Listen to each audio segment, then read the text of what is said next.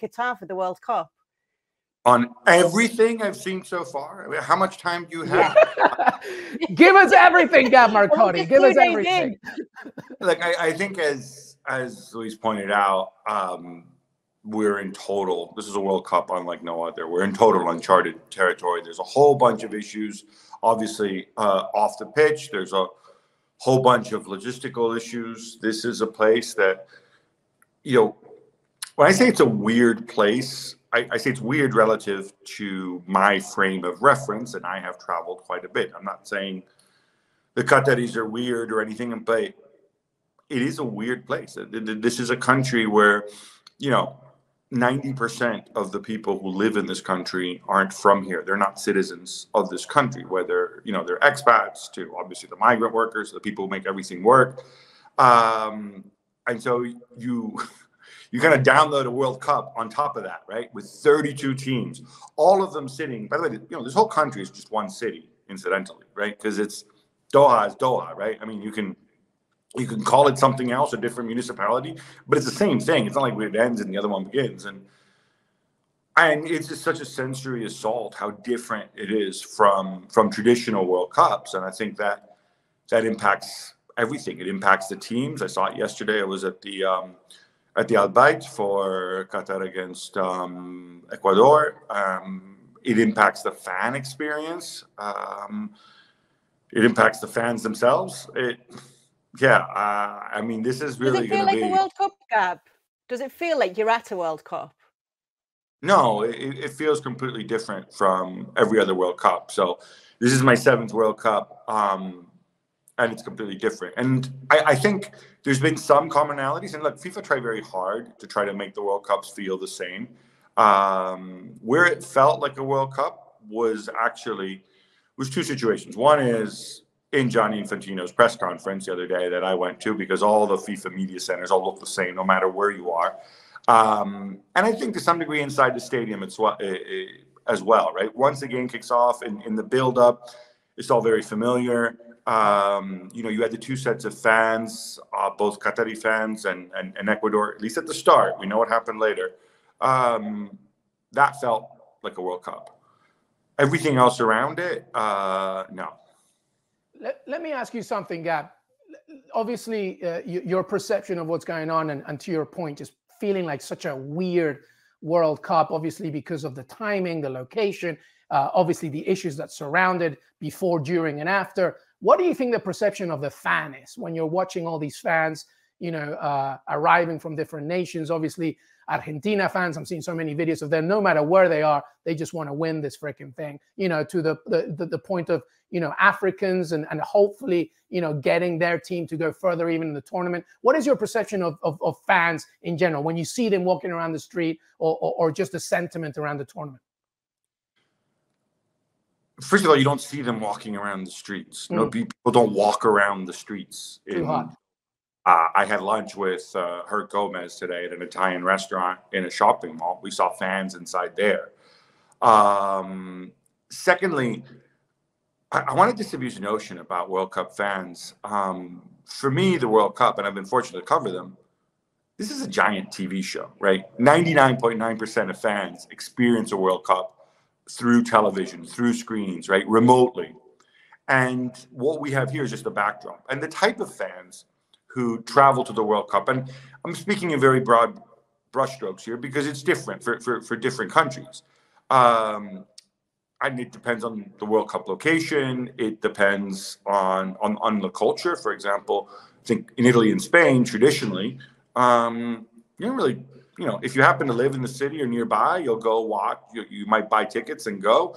But generally, like hardcore football fans don't follow the national team.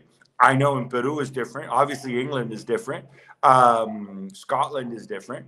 It's kind of a, Holland. It's a cultural thing, right?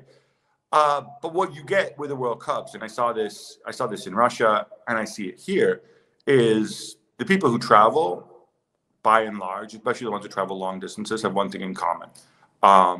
They're wealthy fans. They're not people who, this whole myth of working class culture. You mentioned fans from Africa. I ran into a bunch of Cameroon fans the other day. you know, and I'm chit-chatting to them, and you know, one of them is a director at the telecoms company in Cameroon. The other one had traveled over because he's related to a player. Another one, I think, worked for the airline or something like that. This is not a cross section. This is, I think people need to understand this. We're talking about World Cup fans. We're kind of selling a fantasy of what fans look like, and it does get political. I mean, you know this, right? We've all watched this. Ever strike you as weird that you look at the Ecuador fans in the stands or the Brazil fans in the stands when Brazil plays, and then you look at the players on the pitch? They don't always look the same, do they? I know where you're going there, and it's true. Yes. Yeah. Yeah. It's going to cost you a pretty penny to be able to go to a World Cup as well. So obviously that adds to that. Prices. I want to make this clear, right? Because I know I'm the guy from FIFA coming on. It's like, well, do you know how much a ticket to the Super Bowl costs? Like, guys, this is sports. This is the reality of it, right? In the US, they've taken it to a certain level. Beyond this, I think the cheapest ticket for a group stage game in Qatar is around $70. And it's even cheaper for Qataris, which is kind of funny because you figure those are the people who don't really need the cheap tickets by and large. But $70. And it's also surprising, Gab, just very quickly, because, you know, we're seeing video footage of empty seats, almost always. Not almost always. We've only seen 2 matches, but I've seen evidence of that. So it doesn't compute, right? There's a little bit of an imbalance here. So my understanding, look, the 2 games we've had so far. So I can tell you, because I was at the Al Bayt yesterday, that stadium was full at kickoff. Mm-hmm. What happened, and I wrote about this, is on the website, is a ton of Qatar fans left either, you know, beginning at halftime and later, which I thought was pretty extraordinary. My understanding is with England-Iran, that was also a game you expected to be full because Iran is just here over the water. There's an enormous Iranian diaspora throughout Europe and in the US as well. You got to LA, there's a little Tehran, whatever. Those who are fans, you know, many have the means to travel and they're keen to travel here. And obviously England fans, you know, a bit like disease are everywhere, right? They'll go everywhere. They turn up everywhere. And there's a lot of English people in Qatar already. Yeah. And if they're not here, they're in Dubai, just 40 minutes away or whatever. So I think that might have had to do, and again, I wasn't at the Khalifa Stadium today, but judging from the reports we're getting on the ground, I think there were serious ticketing issues and logistical issues. We're going to find out more. But, you know, further games in the competition, I'm not sure. You know, a lot of times these tickets have been sold, but sometimes people don't necessarily show up because of the difficulties, the logistics. And that's something else to consider. So, Gab, you're in Qatar. You've got no Italy to follow. I'm sorry to remind you and to bring that up. Which team or which game are you most looking forward to? Which individual team? Well, I can tell you I'm going to support. Which individual team have you got maybe a little soft spot for, and which game are you really looking forward to covering? I'm sad this way. I look forward to covering every game. I can give you a more accurate answer. Yeah, what a terrible answer, Gab Marcotti. Give me one game. I can give you a better answer. It's just letting us know, well, I will be at every game. I'm one of the Yeah, you show off. I think once the storylines develop, you know, I like stories. I like moments. And one thing about the World Cup is they can crop up out of nowhere, right? You can go and see a game that looks dull or whatever, and you have an experience and it turns into a World Cup memory. So that is, you know, I like the storylines there. In terms of teams, I will be rooting for Japan because I lived there for 4 years growing up. So there's definitely a big soft spot. I'll obviously be rooting for whoever plays against Germany on the day, for obvious reasons.